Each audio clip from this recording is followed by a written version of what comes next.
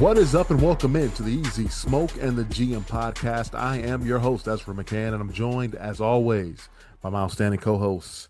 He's a Chicago Public League legend. He's a Simeon Wolverine legend. He's a Grambling State legend. He plays second base for the Tigers. Back in the day, he was also SWAC. He is none other than Brandon Williams, a.k.a. Coach Smoke. And we've got our NFL, you know what, I'm not even going to call you a draft expert or analyst, just NFL, just all around football expert on the show. He is Glenn Morgan. He is our GM. Gentlemen, what's going on? How you guys doing? All right. All right. Uh-oh. Glenn, you're on mute, buddy. You muted. Rookie move. Man. No, I was just saying we got swept bowling today, man. It was a rough one. And anytime I got the highest average and it's not Brandon, or the highest series, it's not Brandon, it's probably not a good day for our bowling team. Wait, was Brandon in attendance? Physically. Oh wow.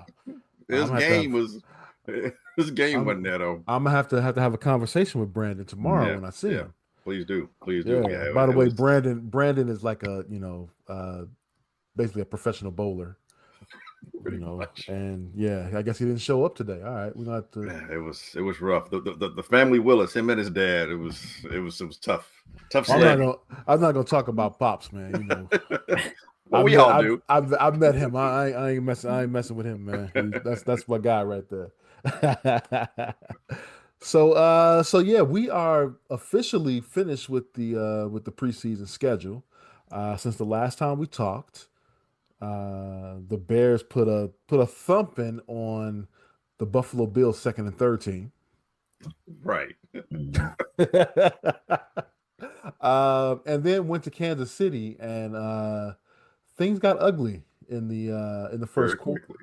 And the ones got smacked around. Yeah. And then number 15 sat down, and Bears were able to come out with a victory. So yeah, we put a smiling face on what could have been a rough Friday night for the Bears. It for me, it brought up memories. Remember when the Bears went to Kansas City 2 years ago? Mm-hmm. And got smoked by them with Justin Fields at quarterback. Mm-hmm. It was getting that way early on, and it looked very much like the same game. It did. Yeah. And luckily, like I said, Mr. Mahomes was able to, enjoy the rest of his night on the bench, and made for a much better night on their defense. yeah, all of them. Yes, I mean, yeah. The first team defense sat down, and the Bears were able to actually move the ball. So, how concerning is that? It's preseason. How concerning is that the offense really couldn't, or really both sides of the ball couldn't really do much against a top tier team?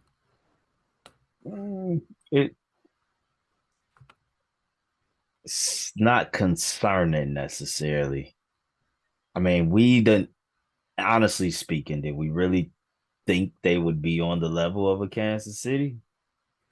No, but you shouldn't be down. You shouldn't be down 17-0 right out the gate. And I mean, it happened quick. Yeah, that's true. They've been at the better teams, though. They've been at the playoff teams. Yeah, I mean, they score in bunches.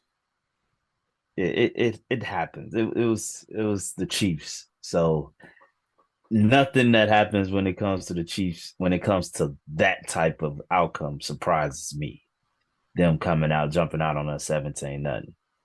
I wasn't surprised at that. I was a little surprised on the offensive side of the ball. It did give some feels of what we've seen. I mean, I didn't think the line played particularly bad. I don't think they played great. And I felt we saw Caleb start holding on to the ball. Mm-hmm. So it was like the first week I was like, okay, everything looks on time. Like he's getting the ball out. He's not trying to do too much. And then now you get a physical pass rush the Chiefs have. And to me, I felt the line held up as best as they could versus that line, that D line. And I felt he was holding on to the ball at times too long. Yeah. Concerning. That was your question. No, yes, no, and maybe, but not really so. Yeah. And all that's because it's preseason. However, when you're looking for things in preseason, the wins and losses, obviously, we don't care about that. You're looking to see how players are fitting in with whatever new schemes, how the new players are fitting in with their teammates, all those things. I will say this: offensive line, I think when it comes to pass protection, I think they'll be very good. And very good compared to what we've had is like almost light years away. So it looks like there's a pocket that these men can stand in and step up and make a pass. That's great. I thought the run blocking wasn't as good as it has been, and that may be these guys acclimating to the schemes that are being asked when it comes to run blocking. It's not like what it was the past several years where the Bears were pretty good at run blocking and were horrible at pass blocking. Mm-hmm. I think the run blocking thing, I think that'll come along. I'm not enamored with our running back crew. I'm not hating on them. I'm just not in love with them. I think it's pedestrian with a slight arrow pointing up potentially, and up is not really far. It's just I don't think we're getting a lot of explosive plays from our running game. I think our running game will be the one that'll be just enough so that we can keep the dogs off of the quarterbacks when they want to pass. Although I think once they figure out how to utilize their running backs, it may be more of a tell. It looks like Britton Brown. I like the way he runs inside. He seems like he's the best inside runner right now. I think Swift is more of a perimeter guy. You're going to have to utilize him that way. I still think that Luther Burden, I think Luther's going to be used in a running game too. I think he's going to be used kind of like Deebo Samuel in a lot of ways. So maybe 5 to 7 touches, maybe, coming from the backfield type kind of deal on a high usage day. But again, he's got to get acclimated to and learn the system, all that kind of stuff. The defense was a little more concerning because that's the area where we're not supposed to be that worried. I'm not saying because they look bad against the Chiefs. There were certain things that said, oh, this is where we're going to be exposed. Cornerback is going to be a bit of an issue now, especially until Jalen gets back. It's going to be a bit of an issue. Those guys are going to get a lot of they're very aggressive and hands-on, and because Dennis Allen's system, his defensive system, puts the corners on the island at times, or a lot is on them to stay with their man. There's probably going to be a lot of PI calls. I see that the first 3-4 weeks until these guys until the rush gets better, because the rush isn't where it needs to be. The cornerbacks are going to be exposed a little bit more. The linebackers, if there's some good tight ends and some good running backs, the linebackers are going to be busy and chasing a lot. I think we'll be okay, but top 10 defense, it won't look like that. It won't look like that early on. Well, Grady Jackson didn't play. Grady Jarrett. Jared. Trey Edmonds didn't play. Jalen Johnson wasn't there. But that's kind of what Nahshon Wright kind of got exposed. Yeah. If you can say that. And he's supposed to be, they said that he was going to be giving Stevenson a run for his money in this game, which I guess, overall he played pretty well, but in the Kansas City game, for sure, he got a little bit picked on right. by the Chiefs. So that was, so I wasn't. Well, here's the thing. I wasn't too upset with how the defense played. I think that's going to get better. You better find a pass rush though, quickly. But that's what I'm saying. Am I upset? No. Am I overall worried? No. It's concerning starting out because going to have supposedly, if everything being kind of equal, the defense was supposed to be a little bit ahead of where the offense is because these guys have played together. And Caleb is still learning a new system, blah, blah, blah. So being able to lean on the defense may not be able to lean on them as much as initially thought because of some of these exposed areas. Now, granted, the Chiefs can make a lot of people look bad. I understand that. And Mahomes can make a lot of folks look bad. I will say this about the Chiefs. I fully expect them to be at least be in the AFC Championship game again. That team looks fortified. I mean, the offensive line, I'm not saying because the Bears didn't get through. I'm just looking at who they have blocking. Josh Simmons on the left side is going to be probably there for like the next 10 years. They're good on the interior. Their receiving core, they've got everything. They've got a little height now. They got more speed. They got the pass reception. Rasheed Rice seems like he's back healthy. The running crew, their running complement with Pacheco, Hunt. I'm telling you, the young man out of SMU, the rookie running back, his name just escaped me right now, Smith. I kind of want someone I wanted the Bears to target. They can do so many different things now. Tight end might be the only position where they don't seem to be as dynamic because Kelsey may not have the speed that he used to. But just like Grunt proved, you know how to get open, you get open. And their defense looks solid. They're going to be a problem. So the Bears playing, let's not take a lot into how good or poorly the Bears look because they're playing a team that basically said, hey, we're tooting up for the regular season. That's why you saw Mahomes out there a little bit longer than you may have expected. The Bears, I'm only concerned, and I know I made it just real long. I apologize. I'm only concerned because who the Bears have to play. There's not going to be a lot of room to breathe in terms of figuring it out. It's the early parts, probably the first 4 to 5 games are probably the easiest stretch you'll have. I mean, there's some other games here interspersed that you should win, like the Saints game, maybe the Browns. But that's in between a whole bunch of other really good teams. This first 4 games is going to be tough, man. Minnesota, not going to be easy starting out, especially if we don't have Jalen Johnson. Justin Jefferson is going to be an issue.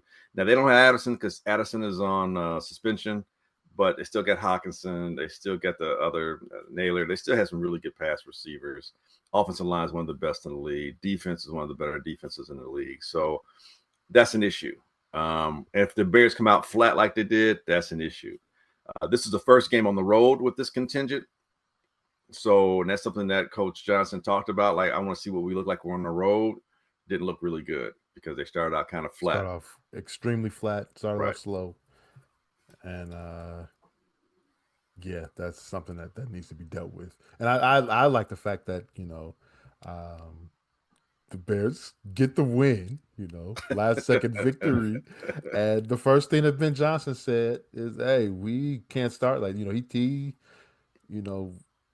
showed that they need to improve quickly. He wasn't worried about, it's great we got the win, but yeah, our first team didn't show up today, and that's a problem. That's a real problem. Special teams took a dink too. I mean, blocked extra point. Cairo missed a makeable field goal for him.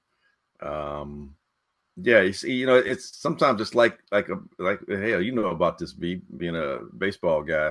Sometimes one person gets in the slump, it gets contagious. Mm-hmm. Everybody starts slumping, and it just looked like the Bears were just a bit of a slump, a little bit of a I don't know, just a malaise to some degree. Now, I will say this to their credit, they fought as a team, so that part still looked good. Collectively they kept playing. Caleb had one really good drive. I don't know if the defense for Kansas City pulled off or not. I don't know. I don't care. But because you started so badly, the fact that he stuck with it, he made some pretty good passes. Dunze, I thought, I don't want to say redeemed himself, but I thought Dunze played really well. He was the best defender that the Bears had in the secondary. Because that one ball was going right to the guy. Yes, that was a hell of a defensive play. I mean, that was picture perfect. And that's kind of thing too with Caleb. I wanted to say that real quick. With Caleb, he's still not seeing everything at the same speed that it's happening. He's still a little delayed, forcing kind of space right now. He's not quite as comfortable as he's going to be. That being said, okay. Full disclosure, I'm not worried about this team this year because I'm not expecting anything but this to be a learning season for everybody this year. See who's going to be your core people, who you're going to retain, see what else you might need. Be good enough and attractive enough to other free agents out there that this becomes a destination place. to some degree. Like some teams want to go to Washington now. Some teams are looking at Detroit. Some teams, people always been looking at KC for a while.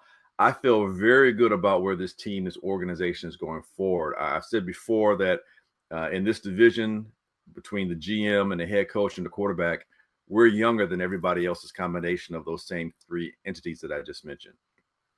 It's still real young with the head coaches and the GMs. I think Gutekunst for the Packers is the oldest at 52, still real young.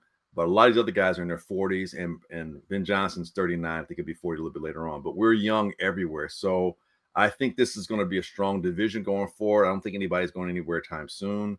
And I feel good about where we're going, so much so that the Bears can set themselves in a situation where it can be sustainable. It can look like how the Eagles are looking. It can look like how the Chiefs are looking. It can look like how the Ravens and the Steelers are looking.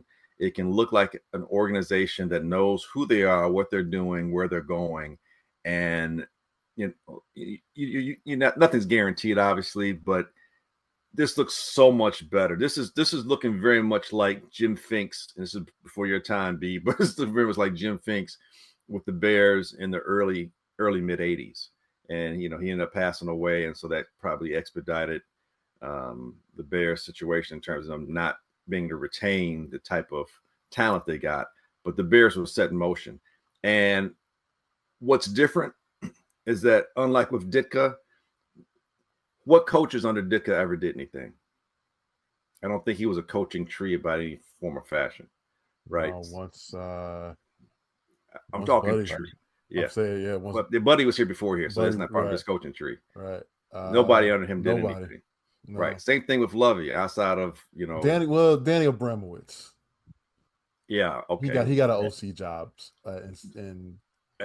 no. When you're part of a tree, you're getting head coaching jobs. That's what I'm saying. I'm like, I've never heard that name before. Abramowitz, he was a Saints head coach, right? Coaching tree, bro. You talk about an anomaly that might have had a coaching job for a year. That's what I'm saying, man. I'm trying. You look at Dungy, coaching tree. You look at Belichick. I got what you're saying, man. Right. You look at Mike Holmgren, coaching tree. You look at Bill Walsh, coaching tree.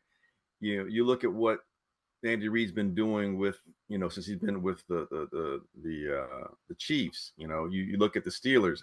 You have an opportunity here where I think the Bears have a head coach that is not only developing players, but coaches are coming through and good coaching is coming through. And those guys are learning. And you build something that's sustainable that even if he leaves, it can still continue. You look at the Packers, man. I mean, dude, 30 some odd years, these guys have been basically playoff caliber team. That's from Holmgren, man. That's whatever he did and established that in the GM they had at that time, that stuff is a Wolf, I think. That stuff is still paying dividends, 2-3 decades later. So the Bears, I think, are in a situation where they can move in that direction.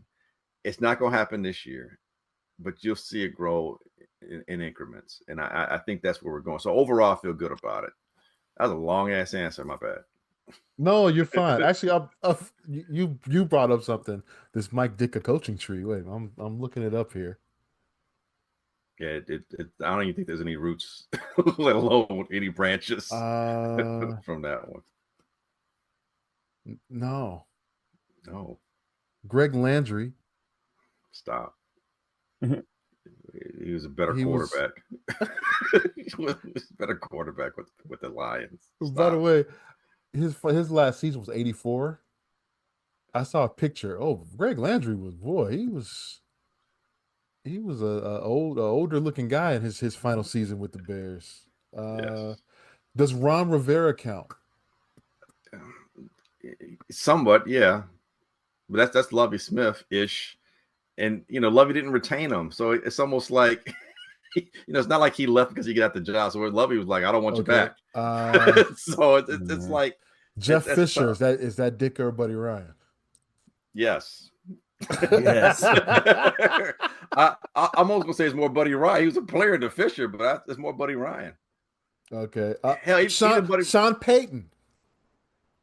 What? Was a quarterback? He was a spare bear. But he wasn't a coach. I tried, man. That's what I'm saying. Okay. All right. I give up. I'm sorry. Yeah, and so same thing with Lovey. It wasn't sustainable. It's look at those teams that I mentioned, man, and you'll see that not only quarterbacks, but the coaches that have been cycled through have come through and gone on to get head coaching job or jobs. Mhm. You know, and that makes a difference. That lets you know you're doing the right thing on something. And I think Ben Johnson has that type of accountability. I think he is a person who, I'm not going to say he's an educator. I don't know his background in terms of that, but he seems like a person that, it's about learning and teaching and executing, not just about do what I told you to do. He gives reasons why. I just hope, like all that you said, it sounds great, like to possibly be building for long-term success. But in today's game, everything is so now.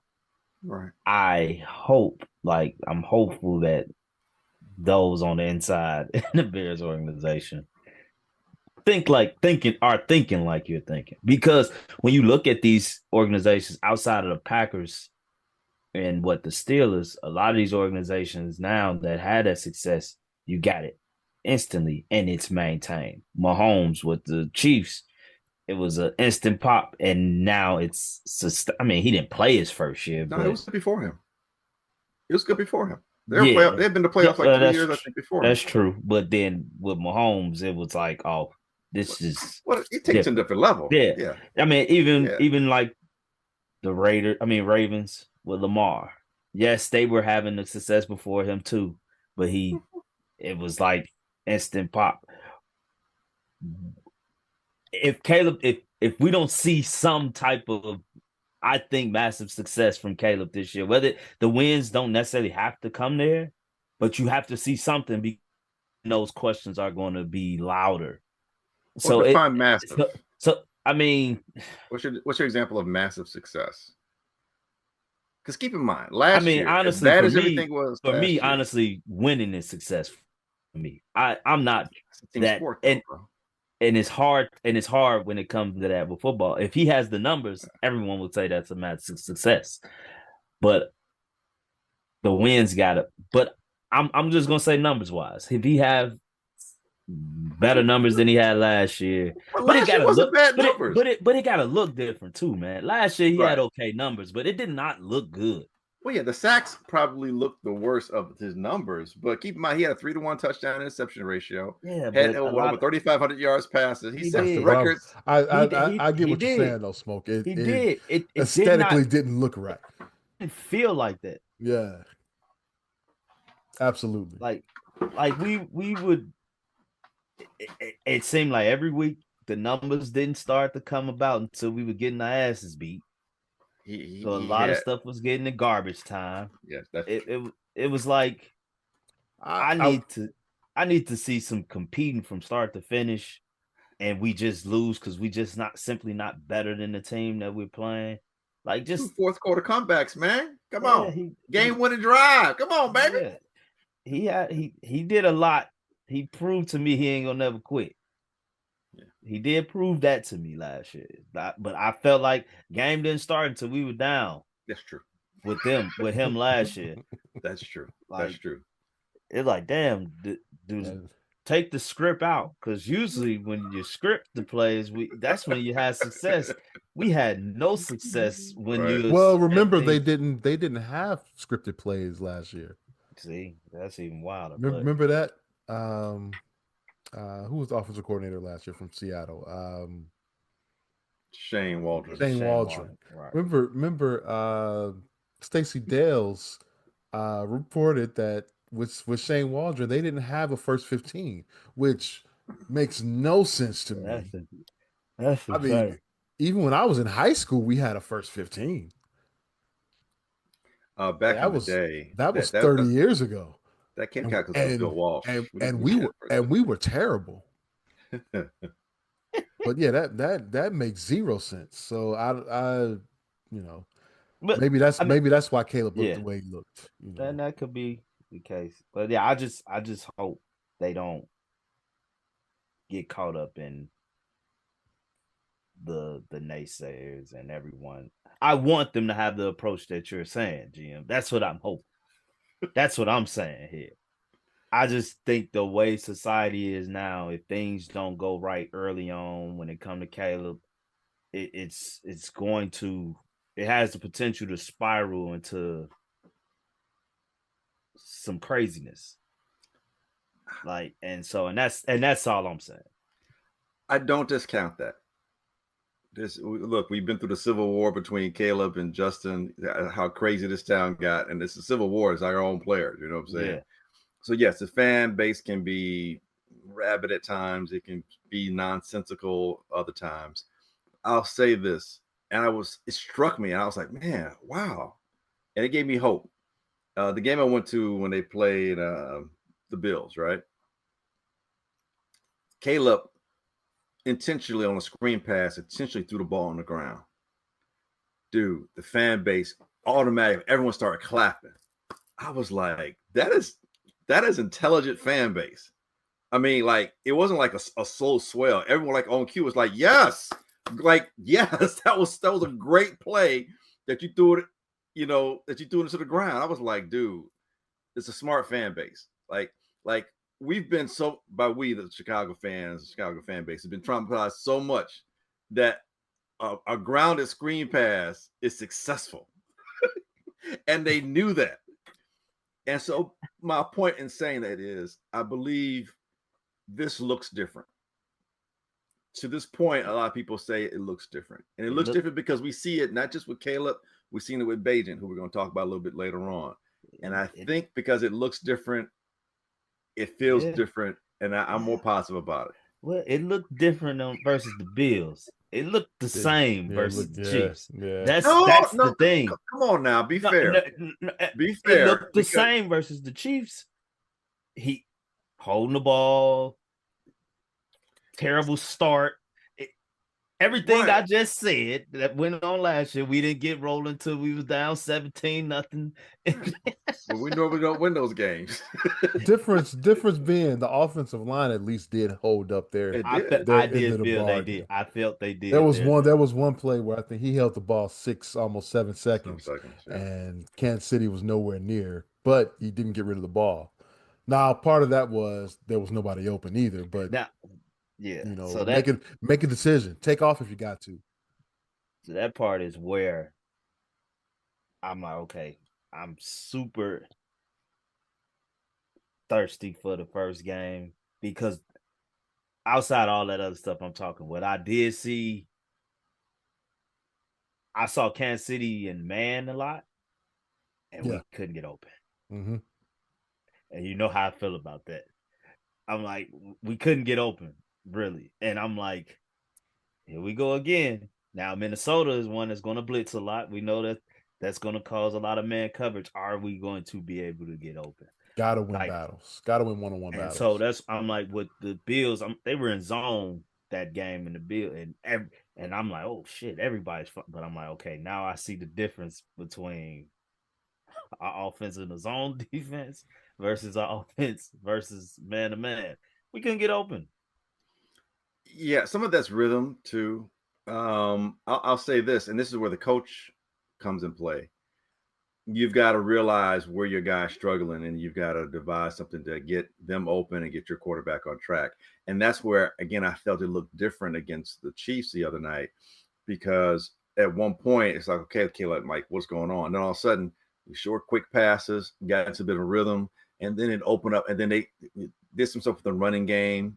Swift made a couple of cutback runs, and then it opened up a little bit, and then you saw him be able to get the intermediate pass to Dunze, and Dunze made a great catch and a good run after the catch, and and then Caleb even, we're not used to seeing the quarterback throw inside the 10-yard line or 5-yard line in a curl, like where the route just sits right there, and then you gotta make the decision and throw it, and so I don't think that Caleb would have maybe thrown like the pass he did earlier when the Dunze had to play the defensive back, but once he got into a rhythm, it looked better, that last drive to score, and I think that's because the coach is like, okay, well, this isn't working, we need to do this with him, And that's the whole thing. You got to learn. And that's why I say I'm anxious for the first game because I feel we're going to see a pretty similar style defense that we saw versus the Chiefs, and what adjustments will be made.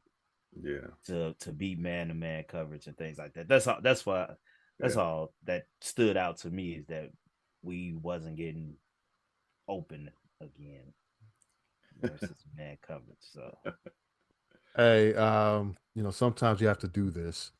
I got to pat myself on the back.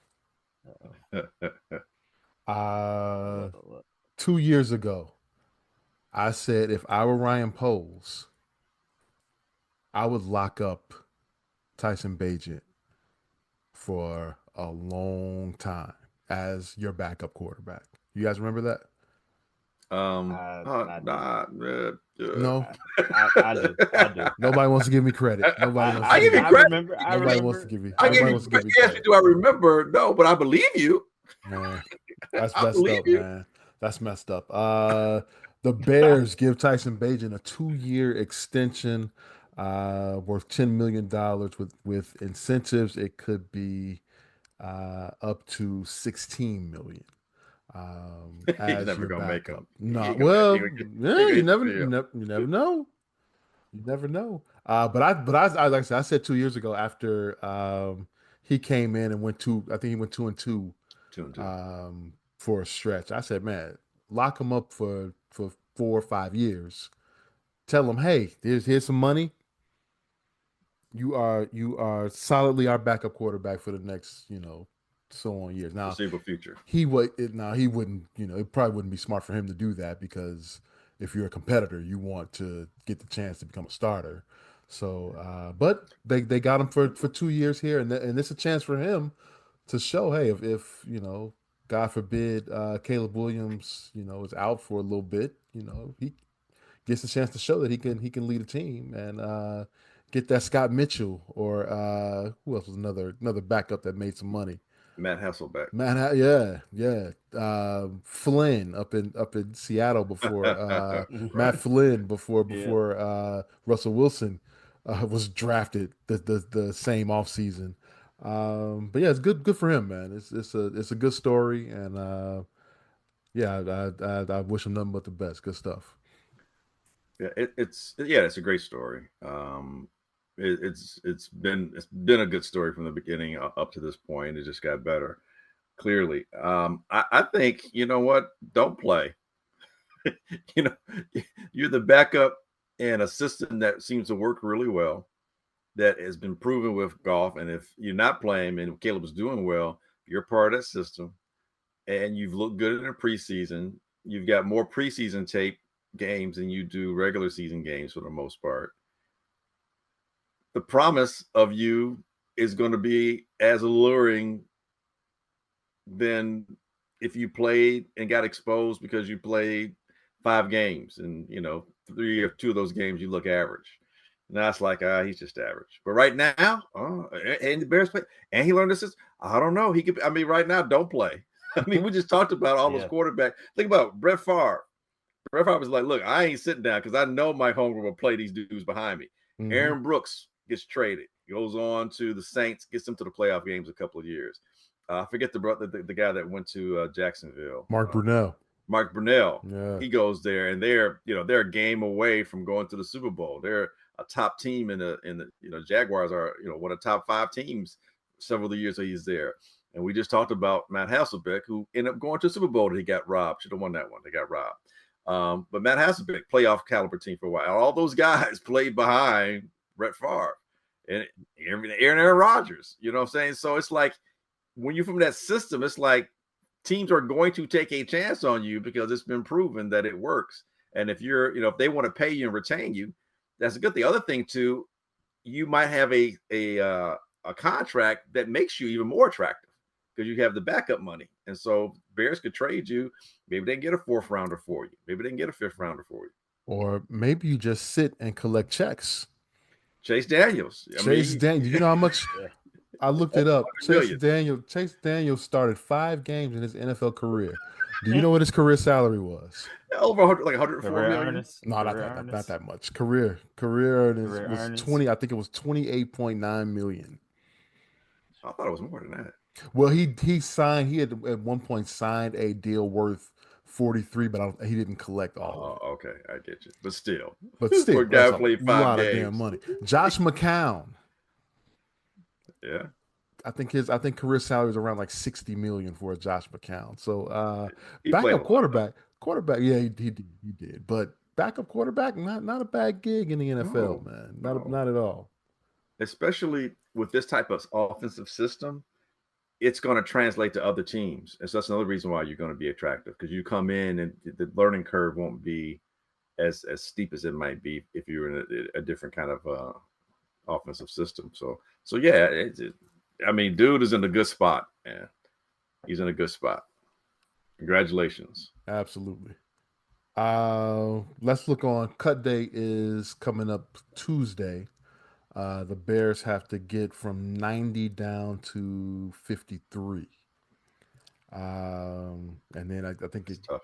with the practice squad, they go back to I think it's 69. I think Okay. with the practice. But let's just talk about the 53 right now.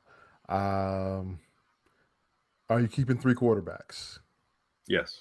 Yeah. I think they made a special thing. The NFL, I think it was last year or maybe the last 2 years, where you can keep three quarterbacks, and I think the third one doesn't work against your 50-man three roster or something like that. Okay. Some kind of special designation they did. I think this maybe the last 2 years.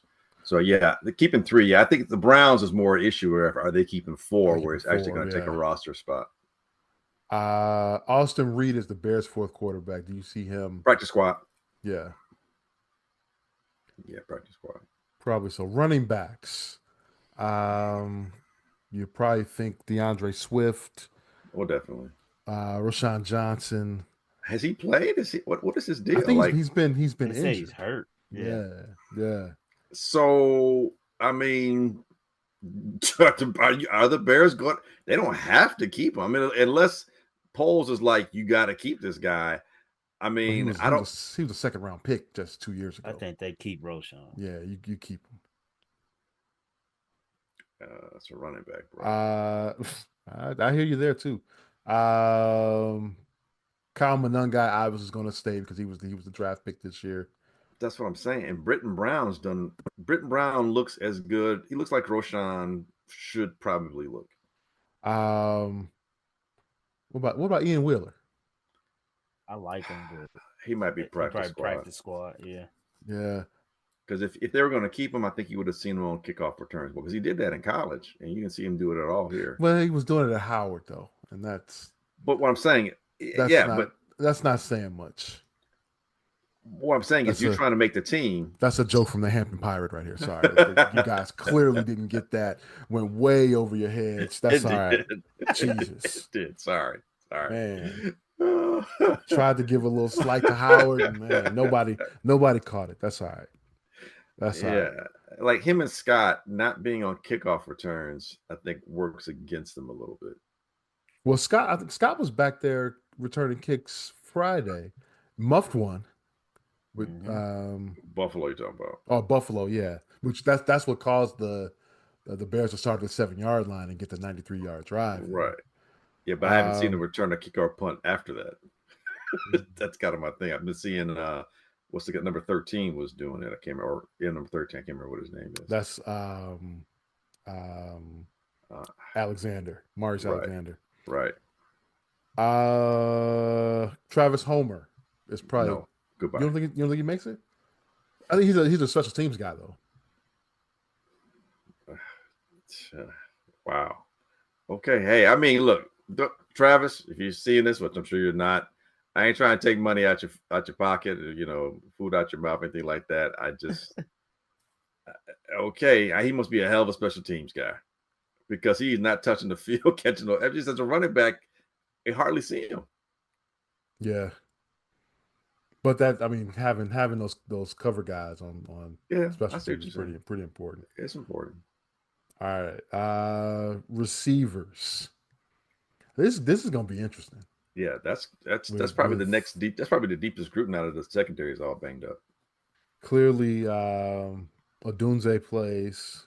DJ DJ Moore. Uh, Zacchaeus. Zacchaeus is a weapon. Luther Burden was a draft pick. Mm-hmm. Then it gets interesting. Um, you got Duvernay. You got Alexander. Jade Walker showed up in the Chiefs game. Jade Walker, every year there's that wide receiver that we all like that thinks should make the team that doesn't make the team. And he's playing a role. That is his role right there, unfortunately. Tyler Scott. I think he and Bajent. Here's the thing. Here's where having Bajent on the team might work for Scott because they seem to connect. They do seem to do a pretty good job. Even on that last drive, Scott had a couple of decent catches, and then the one touchdown pass in the corner he had against Buffalo. And Scott's looked good with Bajan out there. So that's the kind of thing where, you have some kind of, like say Caleb goes down. I'm not saying Scott replaces one of the main guys, but Scott comes in there maybe on a 4 wide receiver set or maybe on a third down or something where you need, his speed, and that could be a benefit, especially if, Bajan, they see that they can be like, we'll see how that connection works. But he's definitely on the bubble for sure. I feel like at this point he should have solidified himself as a guy. I mean, this is year 3 here, and there was so much promise when he was drafted out of Cincinnati. Sometimes you remember back in the day, especially us guys who did fantasy football, we'd always want to target that third-year receiver because that was the year that it has all seemed to coalesce and make sense, and they seem to have a breakout year.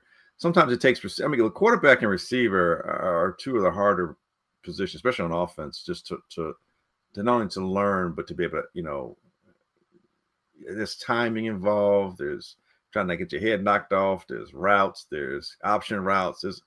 It's a whole bunch of stuff, man. And sometimes it takes cats, some guys a little bit longer. And to be fair to Scott, when it comes to expecting him to be that on the receiving side, each year we've added to that receiving core guys that clearly are going to be ahead of him. Like, I mean, year 1 it was just DJ Moore, right? We didn't, because his first year was Justin's last year, correct? Right. Yeah, but Mooney was still there, so you're still trying to. Still had Darnell Mooney, right? Then year 2, we got DJ, we signed Keenan Allen, we draft Rome Odunze. Like now we got Odunze, DJ, Luther Burden, and you bring in a pass catching tight end that, so it's like each year we've added to that to where he's continuously falling down. Yeah. Well, not only that, but this is the third offense he's had to learn. And then you're not getting the reps. So to your point, yeah, the other people coming in, they're getting whatever reps that he might get, and they're not using them. So, you don't use a dude for like 7-10 games, and you stick him out there in a crucial moment, and he drops the ball. It's like, well, dude, I mean, I know he's professional, but he ain't played like in 2.5 months. He's not getting the reps, and you put him in a crucial down. And you're like, motherfucker, drop the ball. It's just like you set this dude up to fail, and like you want to blame it all on him. Like y'all done messed up 49, 55 minutes of the game. Y'all bring him in with like 4 minutes left. They expect him to be like a freaking hero. That's not fair, bro.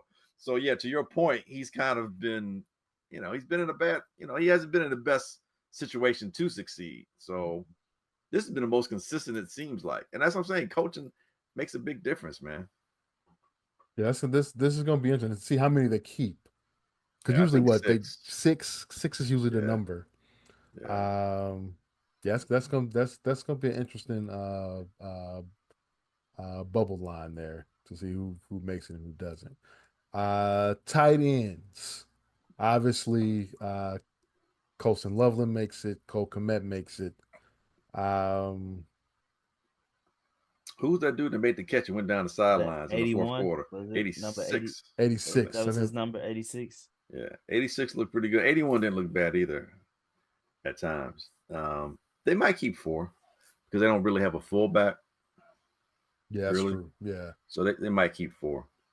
You got Durham Smythe, Stephen Carlson, Thomas Gordon, and Joel Wilson. Okay, I say they keep 4 there. I don't know none of them names. No. What's the numbers? O-line. This is another one here because you usually keep 8 or 9. All right. Right. As of right now, I'm assuming Braxton Jones has won the left tackle spot.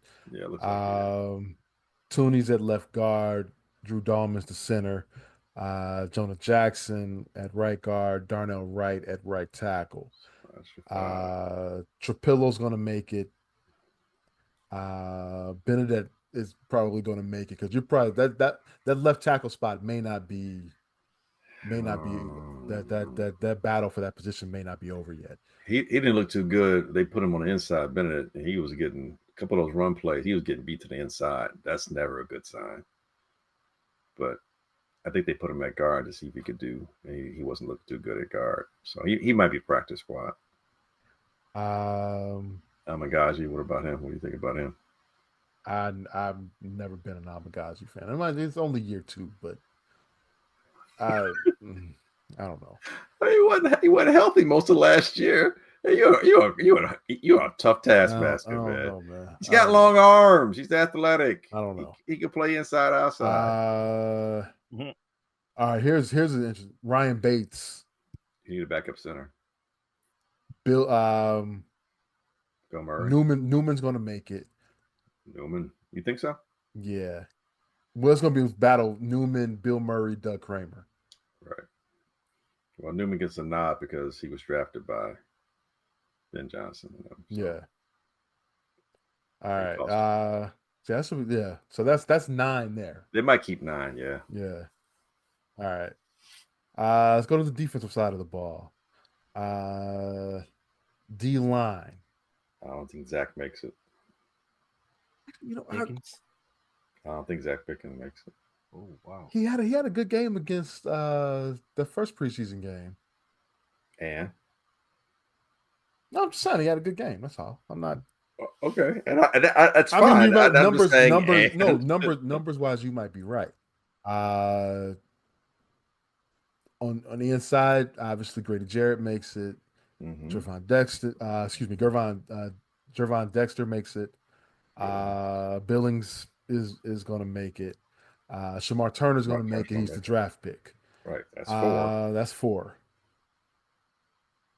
Then it's Chris Williams and Zach Pickens. Chris Williams, don't wake me, I'm dreaming. Yeah, he might have a better singing career than he will as a Bear. Great one hit, though. Great one hit. Yes, great one. Yes. Outside, excuse me, they call it edge now. It's defensive. Obviously, Sweat makes it. Adeyingbo makes it. Booker makes it. Did you by the way, did you guys see the Hard Knocks? The 3rd episode or last week's episode? With the Bills? Well, yeah, they featured their practice with the Bears. Okay. And Dawson, the Bills left tackle, talked to Booker and basically told him, dude, you're different than everybody else out here. You're going to be great. And basically told him, if you need anything, ask me, let me know. And it was a real cool moment between those two. Now here's the interesting. You got Dominic Robinson. You got Daniel Hardy. And then what's the I forget the other guy's name. Defensive end. I should know this. We've been watching. Anyway, we're talking.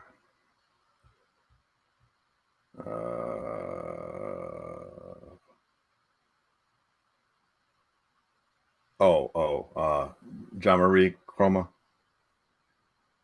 Well, that's another one. Yeah, I didn't. Yeah, Chroma's there. Not Noah Sewell.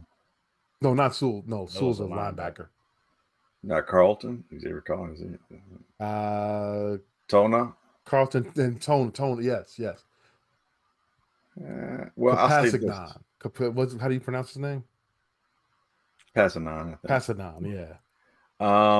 I'll say this because it's Dennis Allen and he likes long, big ends, the 6'7" to 72, 80 type.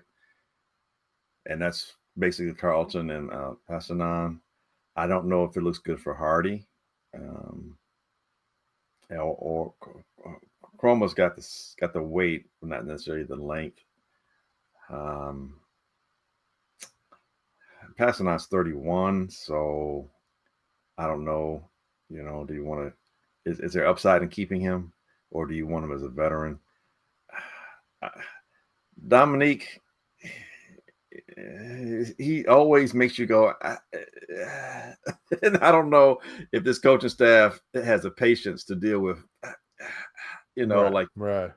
So I don't know. That's a tough one.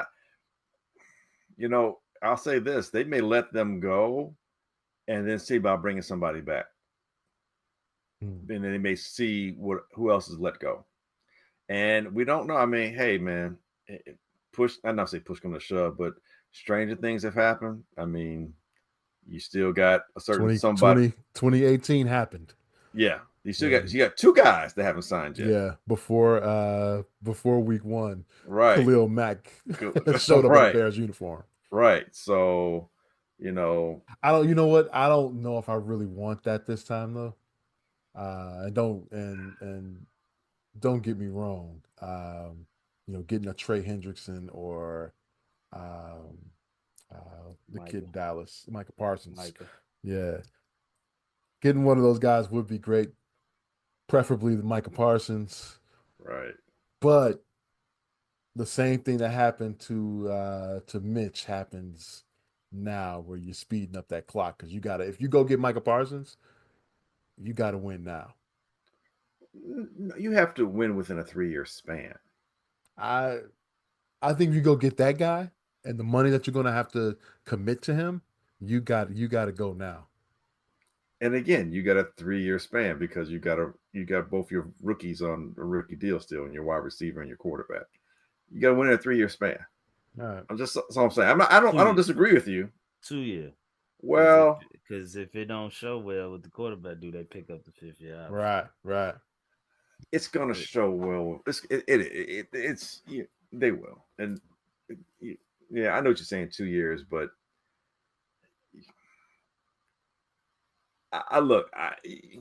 a month ago I was like, it's too soon. Now I'm like, I don't know, man, because that dude Parsons I'm talking about, when he commits to a team, like he's a whole heart, mind, body, soul kind of guy. Like I feel like he's really hurt by this whole thing that's happening with the Cowboys. Mm-hmm.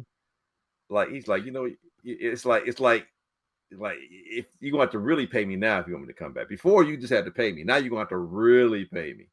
And if they don't really pay him, he'll play. But you're gonna feel like we let now. Jerry usually at some points acquiesces and pays a superstar, so it's probably not gonna happen like with the Raiders. But you never know. Everybody ain't the same person. The players ain't the same. In Chicago, Chicago would jump out, mess around, be 4-2, 5-2 or whatever, right before the trade deadline. Hey. By the way, if you haven't checked it out, America's Team, the Gambler and his Cowboys. Is it any good? Very good. Really? Very good. Yeah. I thought it was going to be too much, stroking. No, it's good. It's really good. Is it done, or is it like still got weeks left, or is it all dropped? No, it's all Netflix. Netflix puts everything out there. Yeah, 8 episodes. It's a quick. I mean, I watched it in 2 nights. Okay. It's a quick watch. All right. It's. But y'all are probably Cowboy fans, though, aren't you? No. I hate the Star.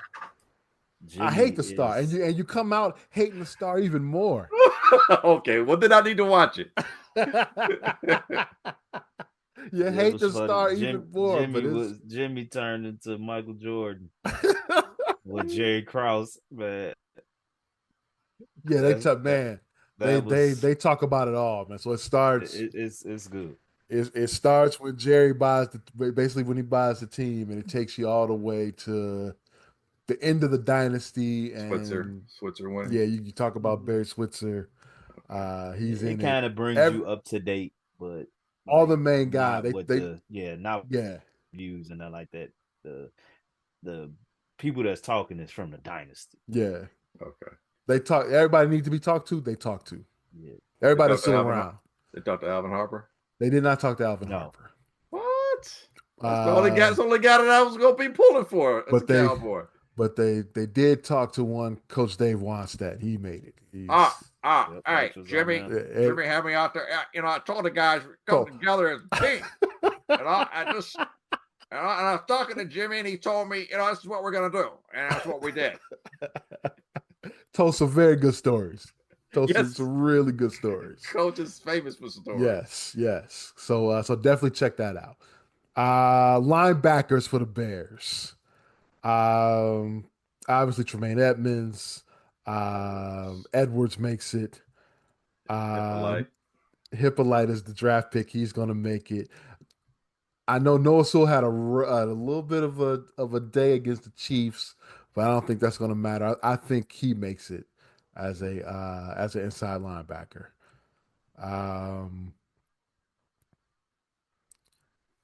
Anyone else? Because I know Bozeman is already gone. I think who was I looking at?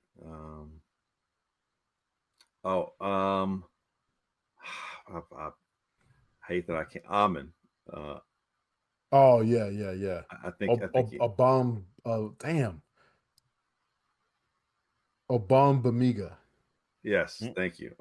Yes. Agbagba Agban Bamima. Bamiga. Agbagba Amen. I like Amen. Amen. Amen. Yes. Hey yo. Yeah, I think because of special teams, I think he'll make it. He's pretty decent linebacker. He's had some successes. Linebacker, I think the Bears are strong. That's a strong strong position for the Bears. Cornerback, on the other hand, is going to be interesting.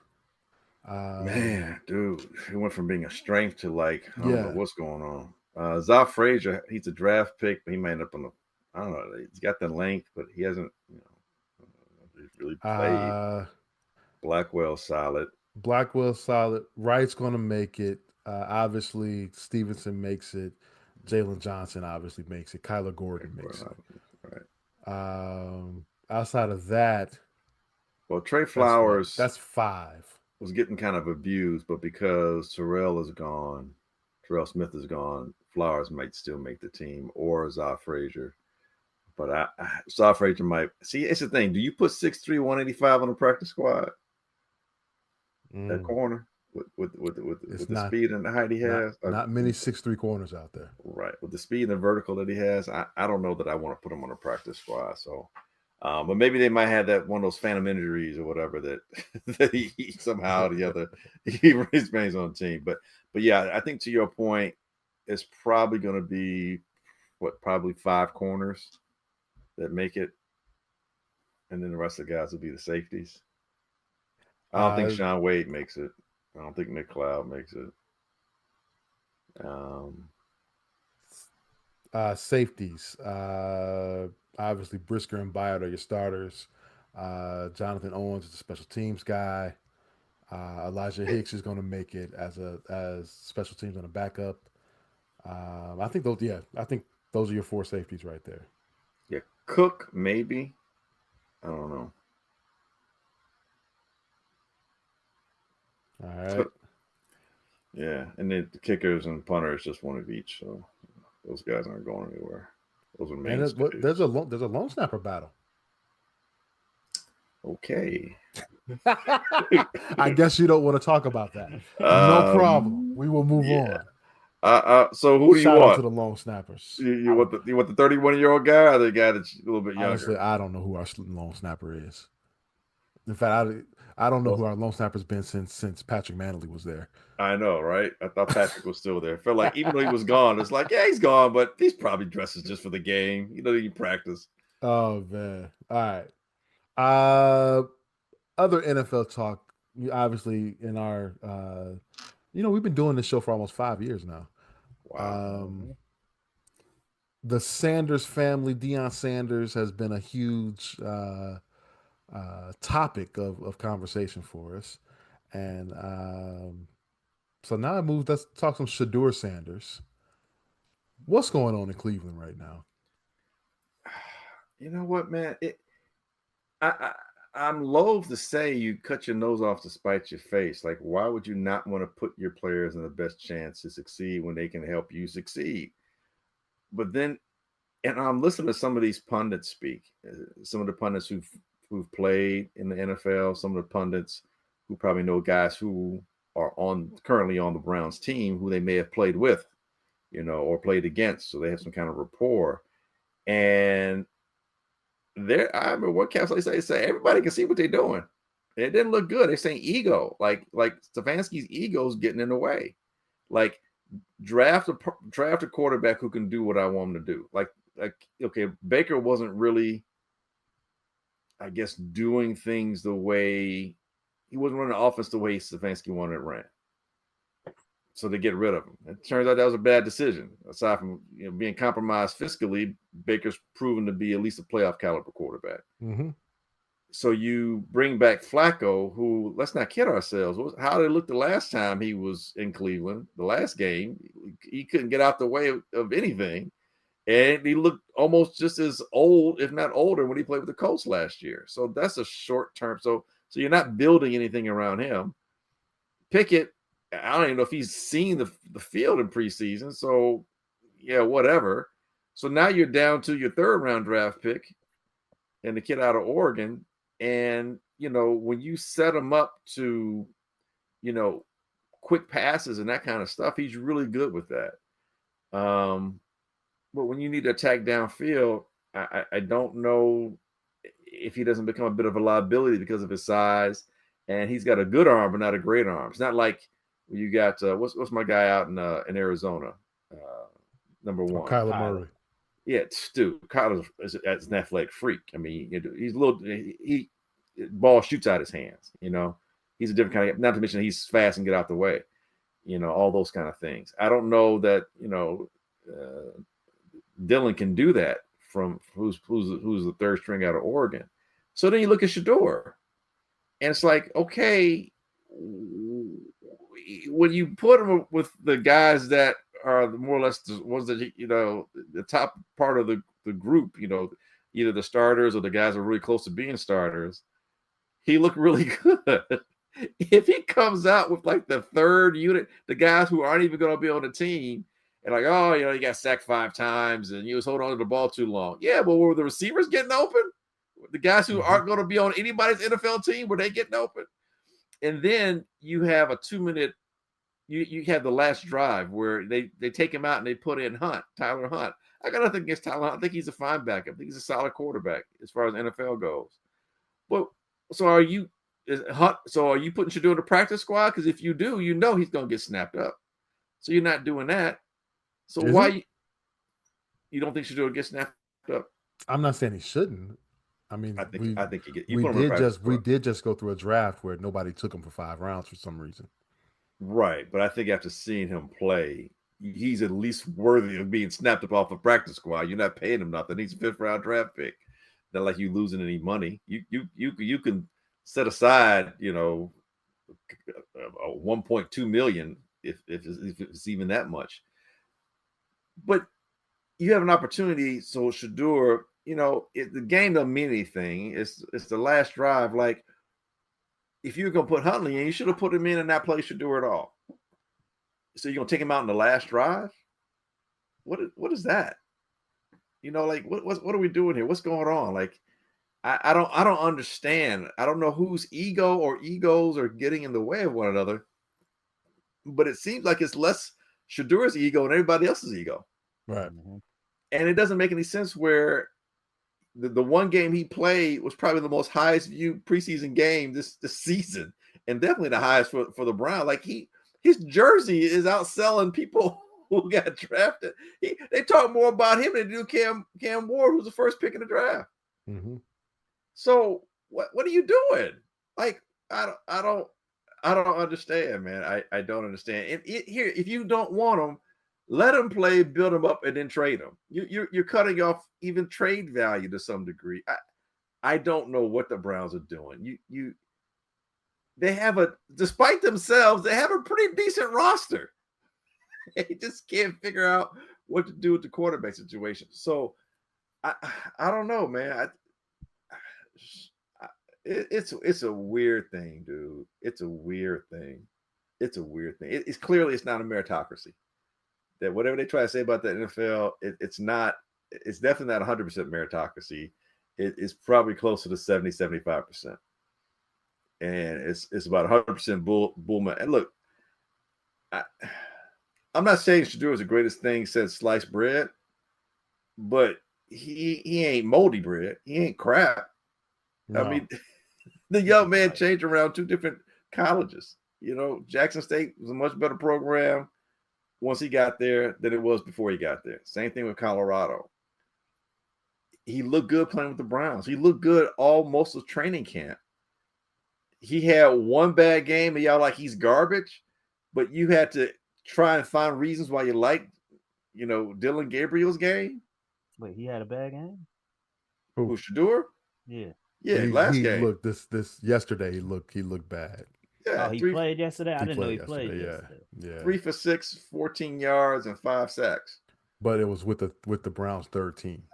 Yeah, dude, it was like what? And then, it's like I'll say it was like under a 2-minute warning type kind of situation to try and win the game. Let's see what he can do in a 2-minute situation. And you take that away, like, are you just not want to play him? I don't understand, dude. It's the most it's the most inane thing I've ever seen. It's like the young man's being punished for being a young man. And to his credit, he hasn't said anything. No, he's been cool with it. So, but the players, his teammates can see it. Yeah, players on the other teams can see it. Fans who are watching can see it. It's just people who hating on him because they don't like him are going to find every reason to, hate on him. And I'm not saying he's perfect. I may stretch it to me. He's a rookie. It's like, he's 5th round pick. That's what a 5th round pick looks like. I heard people say that, like, really, dude? Like, stop. You kidding me? Okay. But you know what? I hope somewhere along the way he finds the right coach, the right team, and makes everybody eat crow. I just want that for him, man. For him and do it for the family. Daddy been fighting cancer and had parts of his toes, feet cut off, all this stuff. Shiloh just got cut. Do it for the Sanders family, man. Yeah, Shiloh thing. Oh man, you gotta be smarter than that. You can't throw a punch in a game. Really? You can't. Yeah, seriously. Really. Seriously. You on the bubble, dude. You can't do that. Well, obviously, yeah. I'm just saying, you can't do that. It's football. How many times we see somebody throw a punch, man? You got one dude who's grabbing people by the Johnsons. He eventually got cut from the Raiders, but that's a whole different matter. I mean, the thing is, though, Jim, you got to be somebody worth something, right? To be right. Doing it. If you're on the bubble, you can't make mistakes you can't make mental mistakes like that. You can't and expect to survive. You can't. Shiloh ain't sure. That goes back to Jimmy. Shiloh don't get no sympathy from me. Jimmy Johnson. He's lucky he even got picked up. Hey, Jimmy Johnson said, I treat players differently, Michael Irvin gets treated differently than, some guy on the end of the roster. I get that. Dude had asthma. Jimmy lost it. Asthma my ass. You gotta watch this documentary. You better go over that other field with that asthma. Wow. That's man. insane. Hey man, you gotta watch Hey, this. Jimmy was wild, man. Dude's fighting for breath for life, and he's talking about, yes, you My go die man, my somewhere man, else. my man was dying on the ground. I got asthma. Yeah, asthma my ass. You go breathe somewhere else, or don't breathe somewhere else. Just don't do it here. Oh man. That's Yeah, insane. go check that out. But yeah, this whole Shedeur is this It's is weird, mind boggling. And it's going back to the draft, man. I don't understand why he dropped to the fifth round in the first place. I would love to get what the reason behind that was. Was it collusion? It has to be. Was there word out there that said do not draft this guy? I still wonder why though. I don't. Yeah, that's what I don't know. Why? I don't know. Like Perception, like man. people like the league. I hate know. Deion. I'm like, I don't know. Is that really true? What's I mean, it, I thought they. Oh, I froze. no, you're good. I froze for a second. And I'm like, I thought the league. I didn't know Deion was hated around the league. Yeah, like that's what I'm that. saying. Yeah. Like to where they'd do this to his son. Like, what is going on here? Why didn't they do it to goddamn Travis Hunter? Well, he's not Dion. But he's not. Yeah. Not a Sanders. Not his son, but Right. man, Yeah, that's it's weird to me. I really want to find out, the reason behind that. And then the fact that, if you're drafting this kid, why are you not, giving him a fair shot at this thing? Because it's a fifth round pick. Most fifth round picks, I don't. They don't. But we'll get the answers behind it soon. I'm sure we will. This might be one of them Netflix. No, Netflix. We might have mystery. we might have a Netflix documentary on our hands. No doubt about it. But it'll be interesting to see once Tuesday comes. Are they going to keep all four quarterbacks for the season? They already got rid what of happens Huntley. done? They already released Huntley. Huntley, they did. Yeah. So why haven't played that last? That said he makes even less sense. So I saw that today. They released Huntley. Well, why are you keeping Pickett? What the hell's Pickett done? I don't know. Now I think they said Pickett's had a decent camp, practice wise. So has Shedeur. I'm just saying. Apparently, Dylan Gabriel did pretty good in front camp. Everybody keep 4 quarterbacks. It would be Kurt. Yeah. They still got Watson on payroll, don't they? Yeah, he's still there. This is Browns. He's still there. No, he's not. He's not going to play this year. He had the torn Achilles, so he's out for the year. But yeah, should be interesting. Let's hold on. We said we're going to talk about the MLB alignment.